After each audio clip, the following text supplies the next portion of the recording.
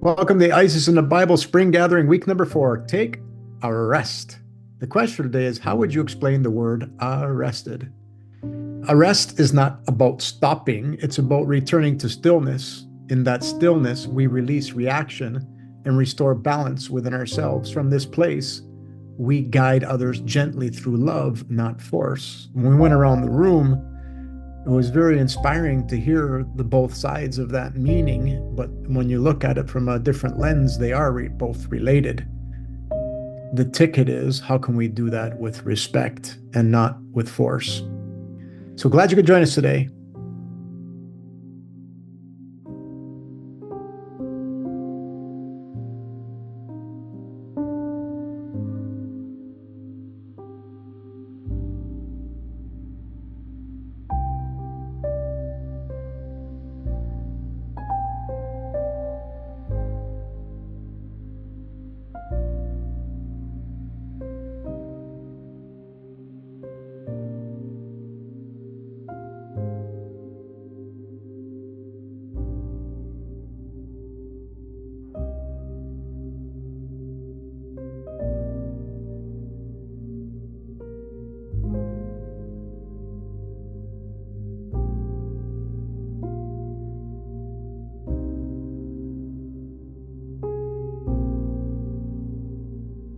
Really quick, I just want to show you that Procyon before the dog is at play.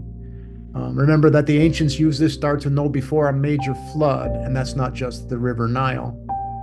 So Indonesia got a 7.8 mag earthquake. Is it a sign of what's yet to come?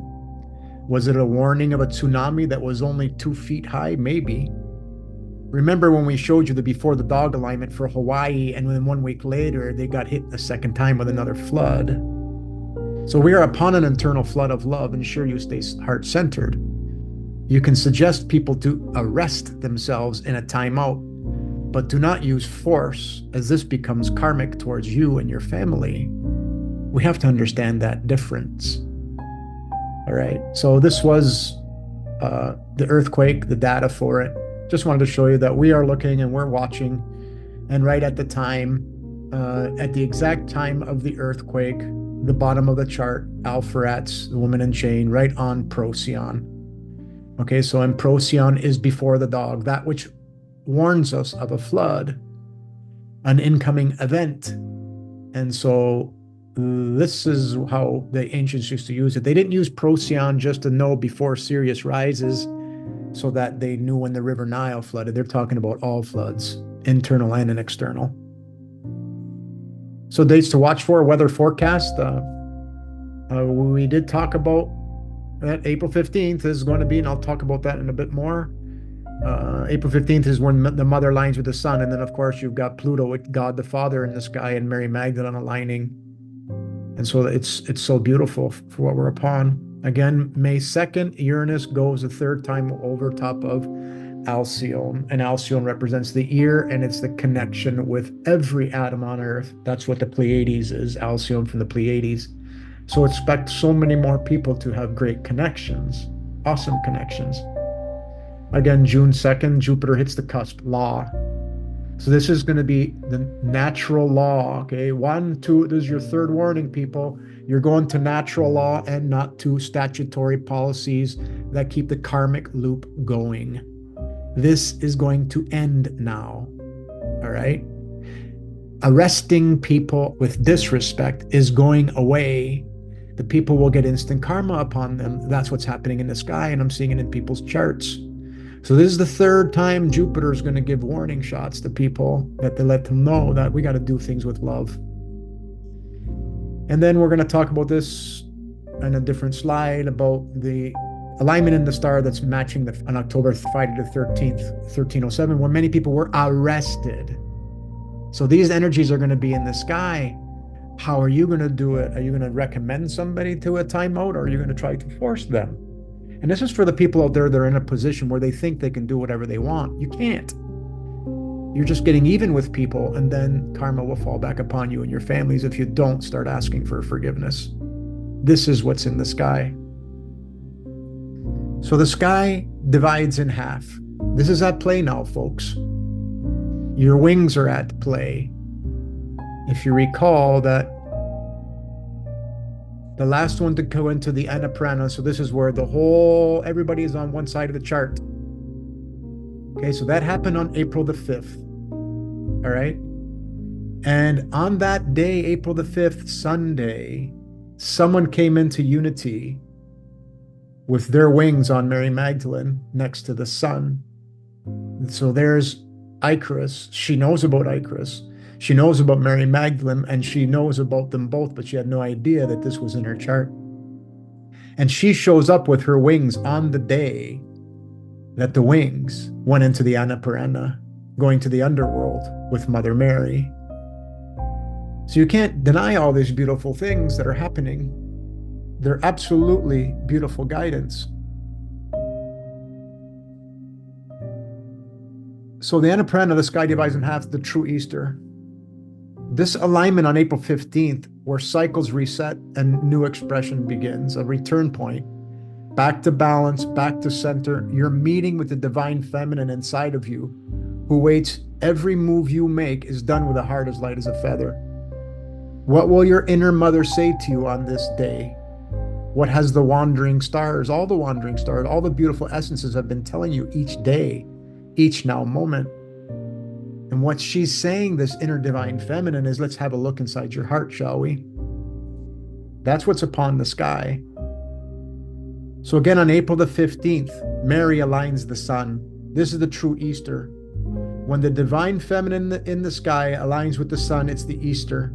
So it'll be around the April 15th, 16th, and then it'll go April 15th, 16th, 17th, 18th, and it just slowly moves, because don't forget, the mother goes around the clock, the stations of the cross, every 558 years. And again, these two are at play. These are controlling the chart. Mary Magdalene and Pluto, God the Father. Osiris and Nephthys, the other Mary. These are at play. So the sky divides in half. Are you ready for the arrest? Are you at rest, watching your world play out in front of you? Are you taking the time to do the process of meneme? Remember, melite is ritual. Meneme is being in the now moment, looking at the signs all around you, because it's all guidance. That's meneme. Blanking your mind is okay for certain things, but you need to pay attention to the guidance around you. Every guidance, everything is guidance. So the dance in the heavens are remarkable. Pluto and Juno doing their retrograde motion stirs up the internal waters to ensure we are pure love in our waters. So I'm going to just zoom in here for a moment, and I'm going to show you the dance that's going to happen over time. So keep an eye on right here. See Pluto and Juno? Keep an eye on them and watch the dance they're going to do. All right? Well, everything is on one side of the chart. Pluto goes retrograde, see, turned red, and then Juno goes retrograde. So they're doing a dance. And we'll be following this because it's important, because what Juno passes Pluto, then a second time, then a third time. That is serious energies that happened very similar in 1307 when people got arrested. So people are going to get timeouts all over the world during and up to the coming months of summer. Okay, now you see Venus down at the bottom has now joined out. This is Mother Nature now. People have to really understand Mother Nature.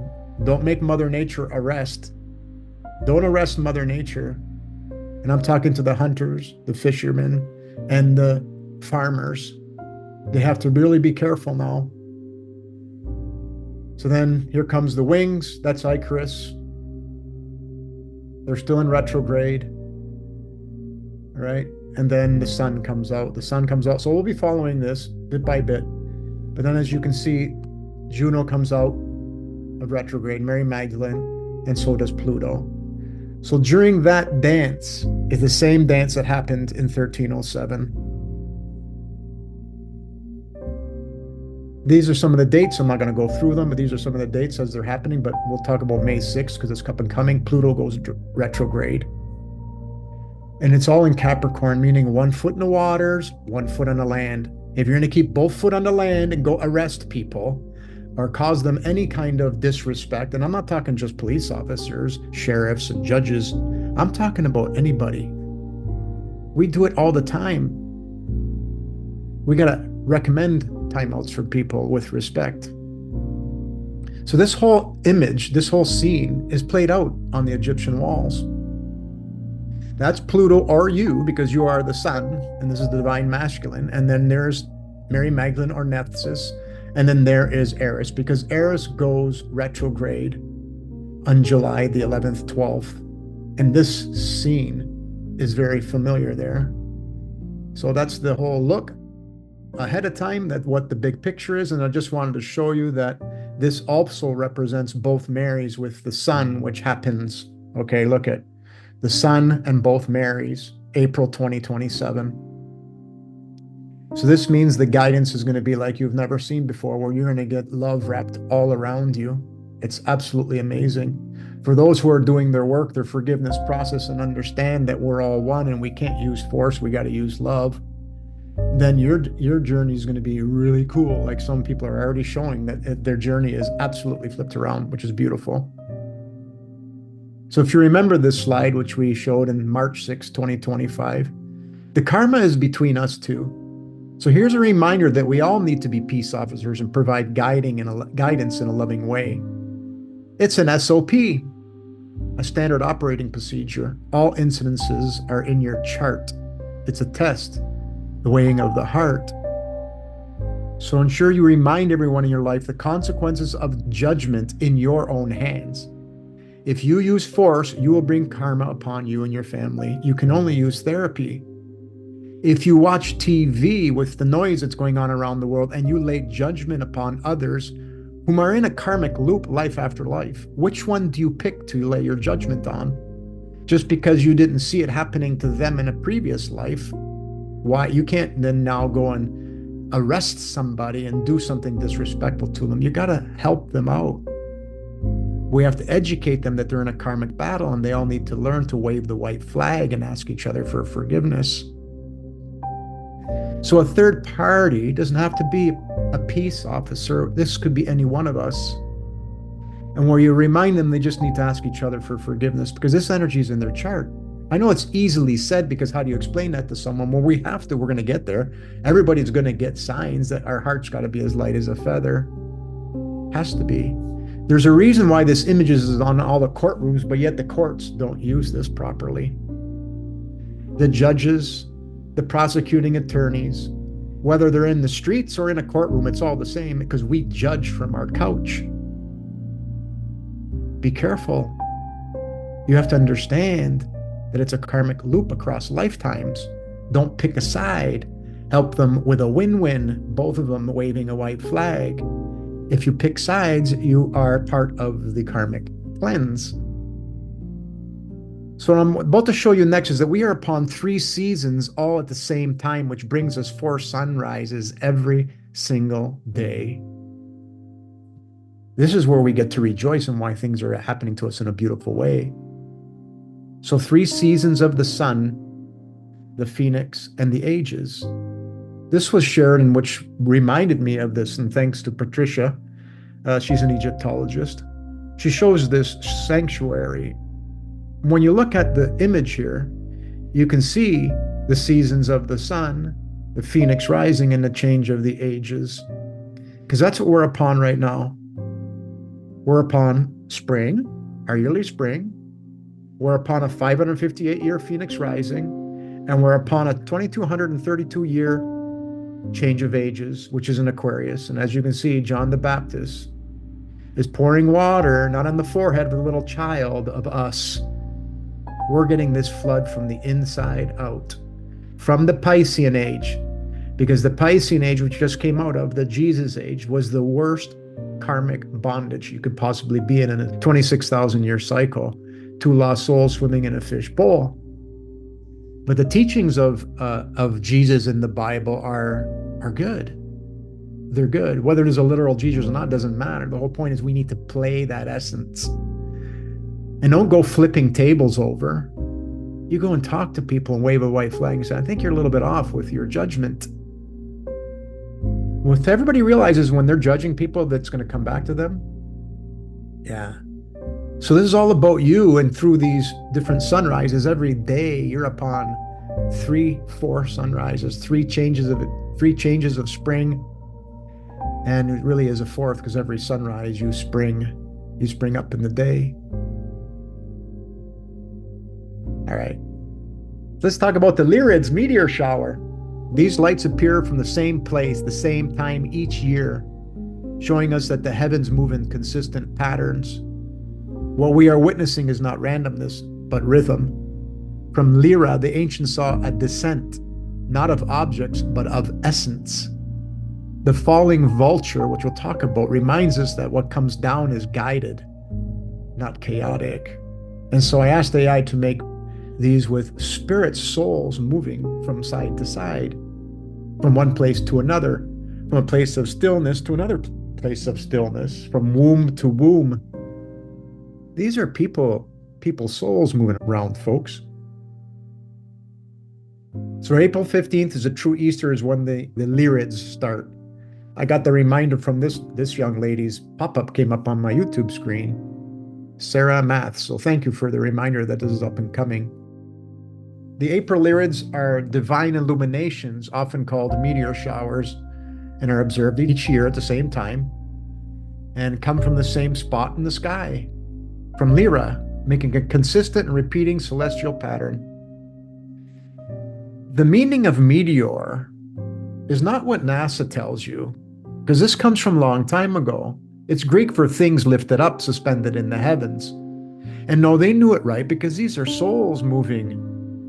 It's not what they call in the sky. It's not. We've lost our way. We've lost our spiritual connection to think everything is matter and not spirit. So the Arabs called Vega, because that's where they all stem from. The April Lyrids come from around the star Vega. The falling vulture, it also been called the harp star and the arc light of the sky, because there's souls moving from this location. It's beautiful stuff, folks.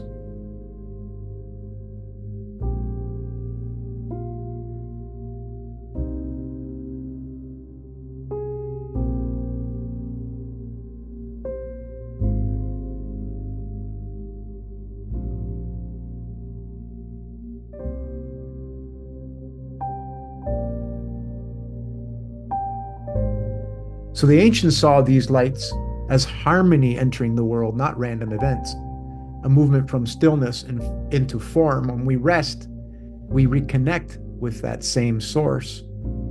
The illumination of what you see is souls moving from stillness to another location, to stillness again. What you're witnessing is the time travel machine, you at work. We've talked about time travel machine, and your body, your soul, is the time traveling machine. All right, last slide. This is what I wanted to share with you. So just before 3 p.m. today, my brother sends this video clip, an anniversary from 8 years ago, perfectly timed with our reflection on Vega and the falling vulture and the idea of the descent into the field. As you watch, simply observe a moment of stillness followed by something from above entering the scene with precision. Well, we saw something we'd never even considered seeing in our lifetimes.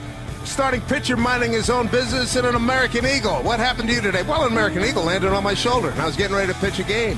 Whoa, that's scary, though. And James handled it a lot better than I would have. And I think, Mike, you would say the same thing. Absolutely. I would have been on the ground. I'd have found a gear I didn't know I had getting away from that sucker. Let me tell you, Mariners, Twins, first pitch coming up next. So what we just witnessed mirrors the same pattern we've been speaking of: alignment, descent, and contact. Even the timing of receiving this just before our discussion on Vega and arrest reminds us that when we are in stillness, the field reflects back with perfect synchronicity.